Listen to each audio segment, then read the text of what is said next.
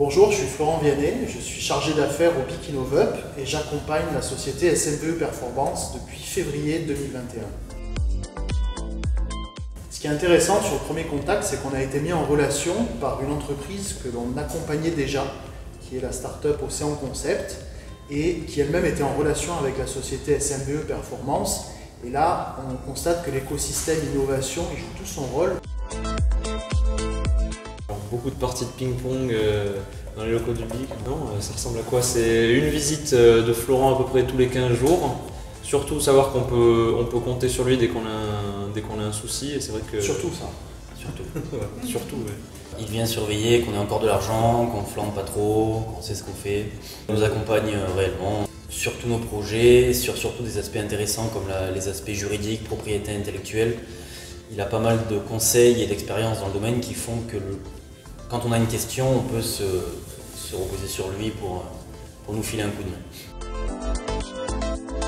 En fait, on est typiquement dans le cas de la jeune entreprise où les dirigeants ils sont focus sur leur activité et sur leur développement. Moi, je suis là pour remettre sur le devant de la table les sujets qui ne font pas forcément plaisir, la gestion de la trésorerie, la propriété intellectuelle, j'en passe et des meilleurs. Je suis là pour sécuriser leur développement avec eux. En fait, SMVE Performance est positionné dans un secteur qui est à la fois difficile et concurrentiel, c'est-à-dire qu'un secteur industriel ne s'aborde pas de la même manière que ce qu'on peut voir dans le digital. Et c'est vrai qu'on associe assez fréquemment la start-up à un écosystème digital. Ici, ce n'est pas le cas. Donc il y a toute une logique qu'il faut repositionner, c'est-à-dire au niveau de la gestion des stocks, au niveau de l'approche marché, au niveau de la stratégie de développement. Et c'est vraiment ça qui est à la fois très enrichissant dans le suivi de l'accompagnement de SMVE Performance, mais à la fois qui rajoute une difficulté supplémentaire. Florent fait tout à fait partie de l'équipe, il est là pour nous épauler quoi qu'il arrive tous les jours.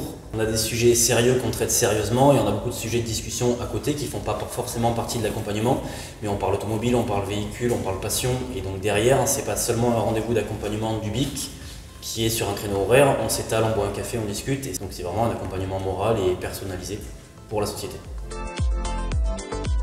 Donc, grâce au BIC, il y a un vrai accompagnement et un vrai travail de fond sur l'objectif d'obtenir un financement Créalia.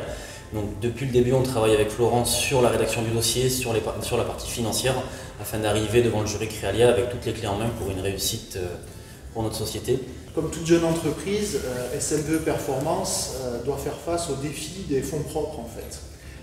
Et l'idée c'est comment, quand on est une entreprise qui est créée depuis moins d'1 an, comment est-ce qu'on peut renforcer ses fonds propres quand on n'a pas dans ses ressources personnelles des apports suffisamment significatifs.